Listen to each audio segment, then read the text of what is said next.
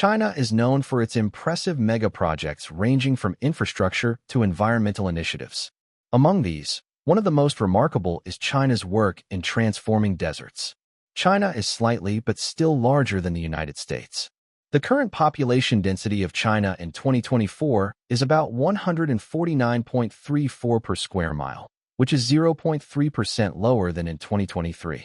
Cities and towns are growing fast, but there's not enough land for development. And it's not just a shortage, it's a critical shortage. And the available land is highly valued. Wait, a large area and a lack of land. All because there are 12 deserts in China, 8 full-fledged ones and 4 areas with so-called sandy lands. Of course, there are 2 most notable deserts. The first one is the Gobi. It's a big, cold desert located in the north of China, with an area of about 500,000 square miles. The Gobi is considered the 6th largest desert in the world. Another large desert is the Taklamakan, located in the northwest. It covers an area of 13,000 square miles. So overall, China's territory is huge, but it can't all be used. These desert regions aren't suitable for construction, and naturally, the population density here is very low. Around 27.2% of the country's land is taken up by different deserts, an outrageously large proportion, more than a quarter. But only recently, in November 2024, the Chinese government reported that the desert area has shrunk and now accounts for 26.8%. How did this happen? Where did the billions of tons of sand go? We'll figure it all out. But first, I'm going to make myself some coffee. Just an unobtrusive reminder to hit the like button if this slips your mind. And thanks for understanding my wish to stay anonymous. China's fighting deserts. That's clear. And this has been going on for quite some time. But it's important to understand that this is not just one project. There are a few of them. And the first thing I want to talk about is the Darim Desert Highway built through the Taklamakan Desert. The name of this desert can roughly be translated as the abandoned place. But in folk etymology, it means you get there and never get out. And while folk etymology is usually called false, there's something quite fitting about this translation.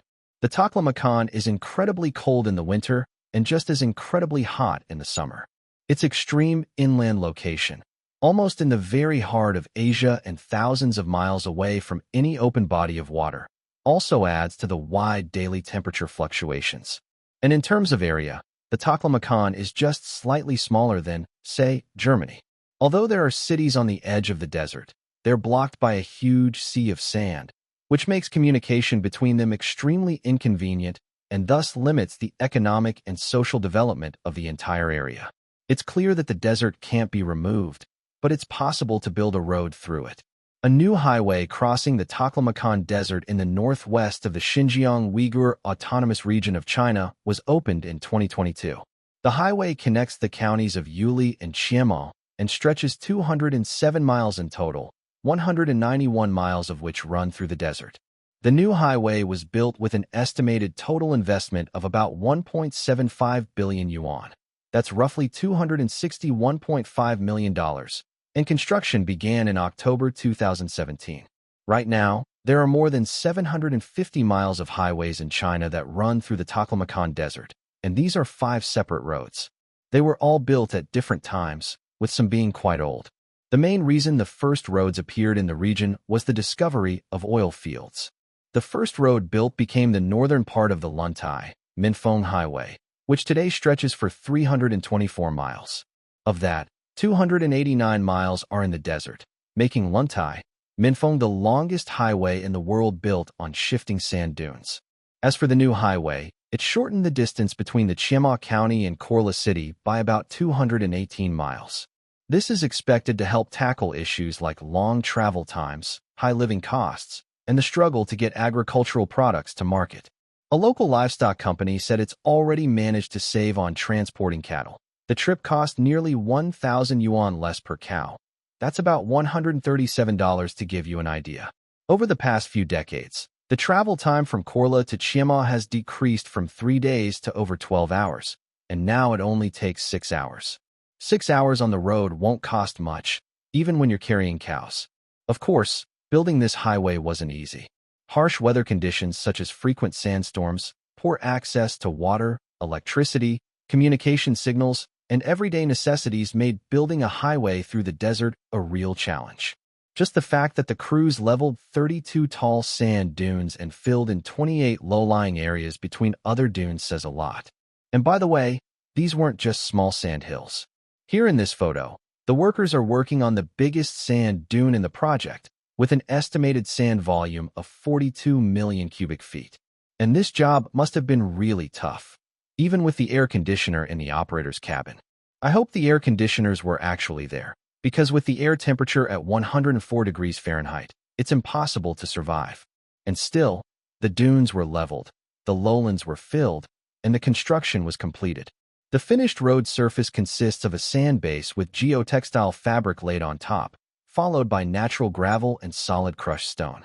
Then hot mix asphalt was poured, and finally, the asphalt surface was laid. The whole road is smooth, traffic density is low, so the car moves smoothly and the speed can match highway speeds in mainland China. That is, 62 miles per hour. Part of the road is even adapted for speeds of over 93 miles per hour. This is an impressive achievement, especially considering that the sands in this desert are shifting. In fact, the Taklamakan is the second largest desert in the world with shifting sands. About 85% of it is made up of moving sand dunes, and some of them rise 650 to 1,000 feet. Naturally, powerful dust storms happen here. And then I thought I should probably explain what shifting sands actually are. A sand dune forms when the wind blows a lot of loose sand onto an obstacle. The heaviest grains settle on it and start to form a small ridge or mound. As long as the wind is blowing, the sandbank keeps growing and eventually turns into a dune. The wind also makes some dunes migrate. The wind blows, sand builds up, and eventually the dune becomes so steep that it collapses under its own weight. The sand on top starts sliding down the dune slope like an avalanche. As it slides down, it piles up on the other side, and the dune kind of walks, keeping its original shape. So even though the highway was built using a grid to control the dunes, which was the most effective method decades ago, many sections are still buried under shifting sand, which moves at a rate of 16 feet per year. Something had to be done about this. So China decided to plant more vegetation. They went with rose willows, saxaul, and buckthorn, choosing them over 10 years of experiments. The trees with small leaves and a maximum height of 6 feet turned out to be the best fit for life in the desert, as they lose water slowly and are resistant to dry conditions. Also, the overly salty water which they managed to get from the dug wells doesn't harm these plants at all. They did the same thing with the old highways through the desert, the ones built back in the 90s. Now they had to repeat the same approach, but this time with the new highway, to prevent it from getting buried by the shifting sands. In addition, the builders installed 624 million square feet of grass grids and more than 560 miles of barriers along the road. But the problem isn't just the sand. These sharp temperature fluctuations I've already mentioned mean that during the day in the desert it can be over 104 degrees Fahrenheit, and then at night it can drop below freezing, repeating in a cycle. All this can cause cracks in the concrete and significantly affect the road's lifespan. However, after many years of research, Chinese scientists and engineers have managed to find suitable solutions to deal with even the harshest desert conditions. All right, so the road is built and plants have been planted along it. But what's next? It's still a desert. There's still critically little rainfall. How is the vegetation supposed to survive? It can't just pump water from wells by itself. Well, the Chinese engineers thought of everything. In June of this year, it was announced that the highway had generated more than 5 million kilowatt-hours of green energy, while also implementing sand control and environmental protection. As part of the project, 86 photovoltaic power plants were installed along the highway. They generate electricity for irrigating over 7,660 acres of ecological protection forest along the road. This is a comprehensive alternative to pump irrigation using diesel power, as it produces literally zero carbon emissions. The power plant generates about 11,000 kilowatt-hours of electricity a day, and all 109 wells along the highway use clean energy for pumping water and irrigation. The green project is expected to reduce diesel consumption by about 1,000 tons and cut carbon dioxide emissions by roughly 3,410 tons per year. Not a bad bonus. All right, the highway through the desert's not a big deal. China built them 30 years ago. But what about the railway? In 2022, China completed the world's first railway loop stretching 1,685 miles. The Hotan-Ruoqiang Railway, which connects the city of Hotan in the southwest of Xinjiang with the town of Ruoqiang in the southeast, will take you from one point to the other in just under 11.5 hours. Trains travel at 75 miles per hour and pass through 22 stations. By the way, in the future, the railway line might get electrified. 65% of the railway track is threatened by wind and sand, and engineers have been working on this issue since construction started in December 2018. 5 bridges were built with a total length of 31 miles over which trains ran while the sand moved beneath them. The builders created 538 million square feet of grass grids and planted 13 million sand-loving plants like sea buckthorn to protect the railroad. It's expected that the new line will improve the railway connection in the western border areas, making it easier for people and goods to travel, and will also boost the development of regions along its routes. This should lead to stronger ethnic unity, enhance national defense, and also help revive rural areas. According to the statistics, since the commissioning of the railway loop, about 33.5 million tons of cargo have been transported through the freight hubs in a year. So railway service is really needed here, and it really makes life easier. But why do we keep talking about just one desert? There's also the Gobi, and they're building a giant solar park there. In August 2009, the construction of China's first major solar power station began. 6 years later, solar panels had spread much deeper into the Gobi Desert, where there's no shortage of both sunlight and land. Just recently, China hooked up its biggest solar power plant to the grid.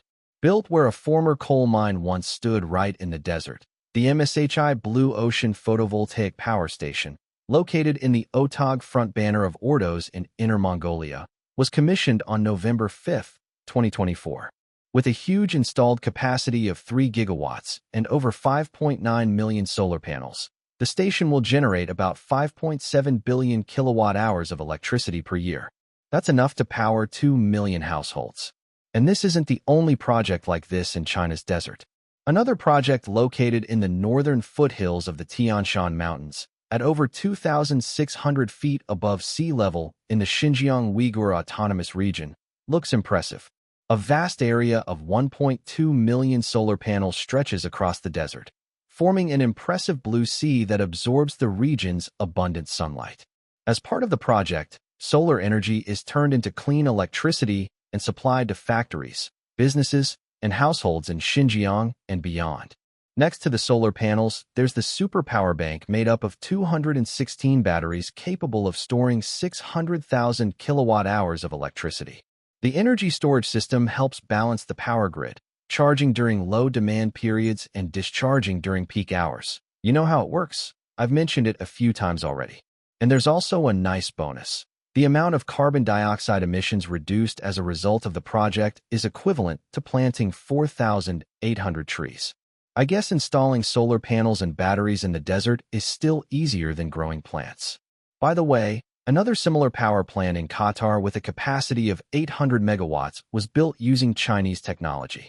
It became the first power plant in Qatar to run on non-fossil fuel and was independently constructed by PowerChina Gezhouba Engineering Company. Qatar has opened its first solar power plant using Chinese technologies and equipment.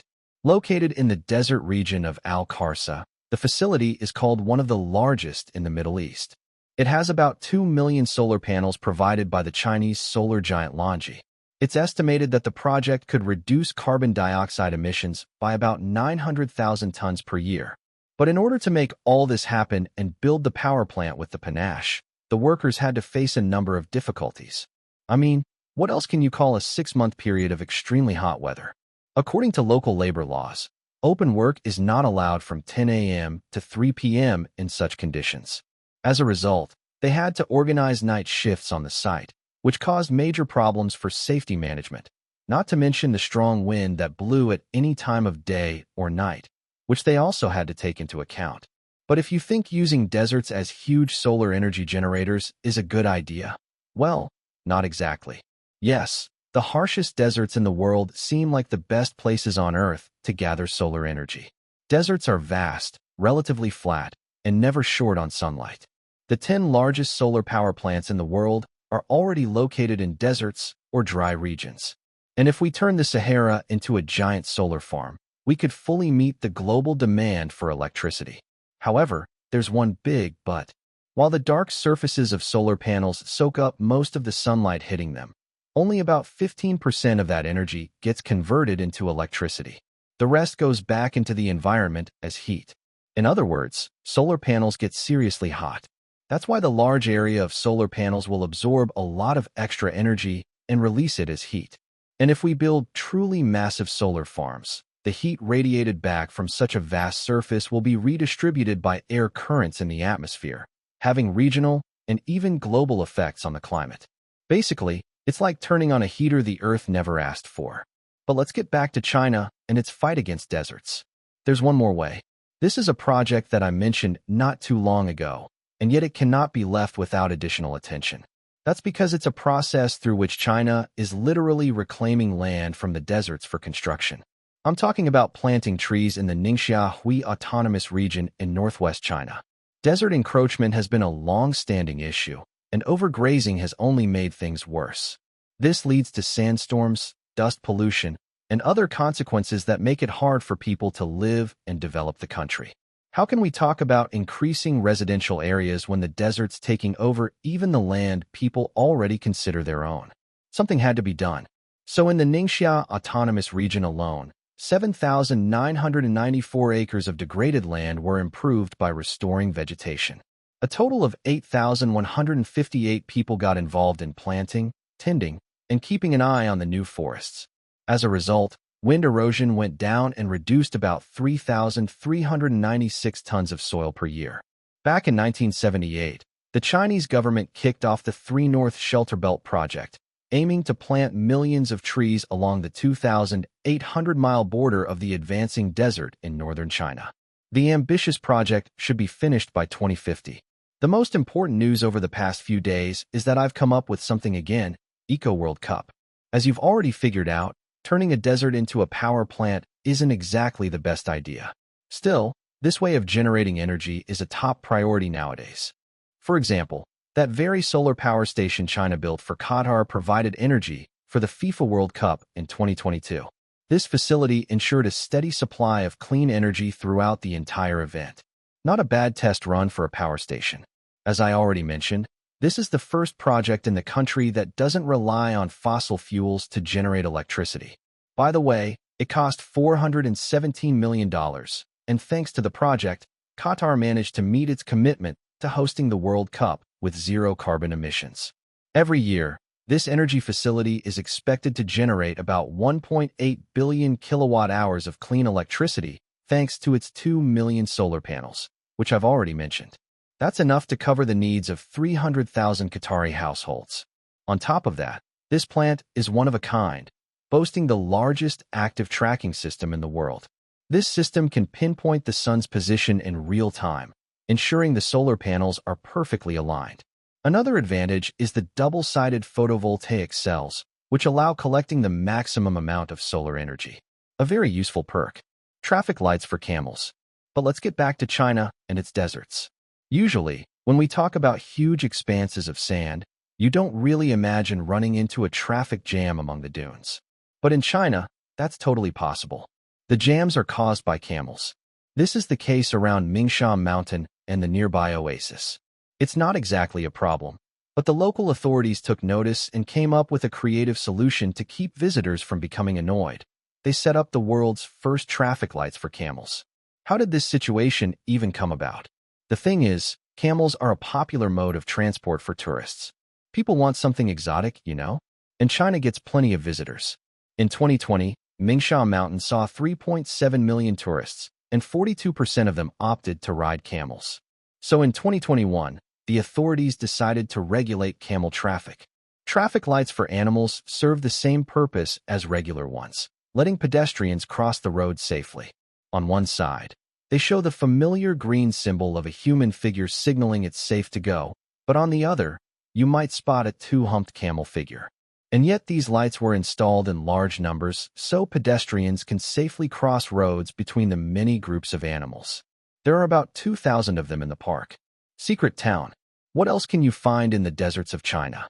Like, for example, a mysterious settlement that you won't hear about on maps, in the media, or on TV.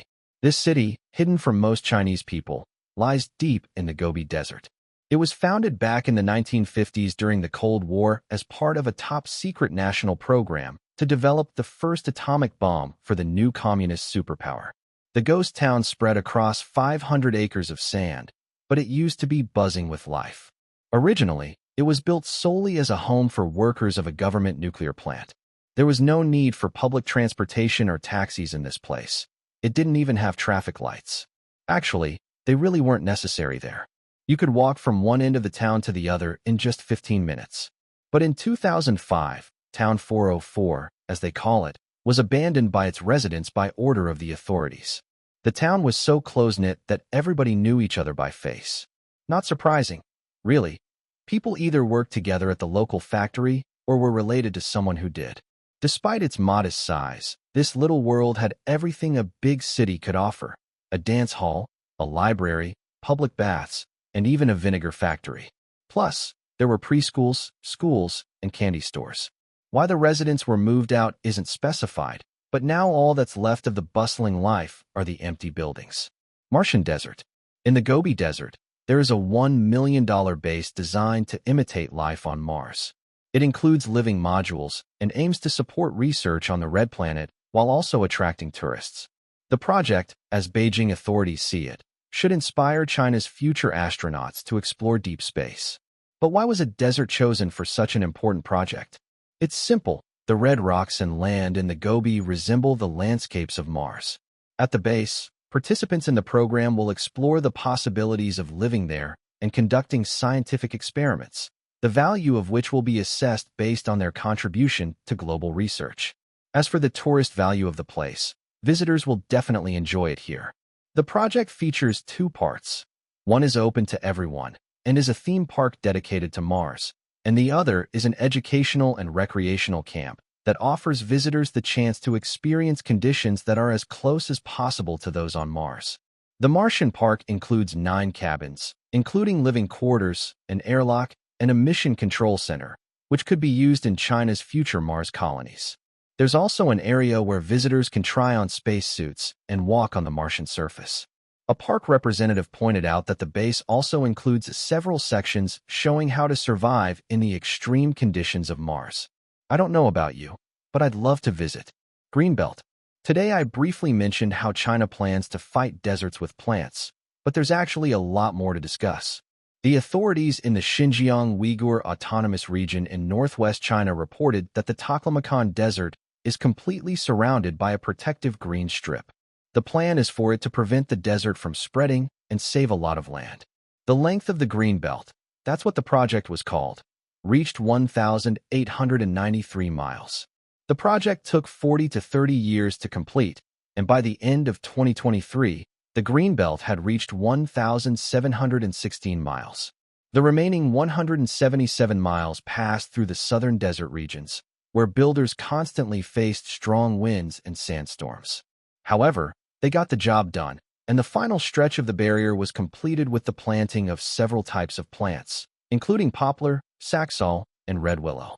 The project to combat the expansion of the Taklamakan Desert is actually part of China's broader program to create green shields in the north of the country, which is recognized as the largest reforestation and anti-desertification program in the world. Since the project's inception, China has significantly increased its forest area by as much as 79 million acres. If the country keeps going at this pace, the massive greening project will cover 13 regions of the country with a total area of over 1.5 million square miles, which will make up more than 40% of China's total territory. You owe me a like right now. See you later.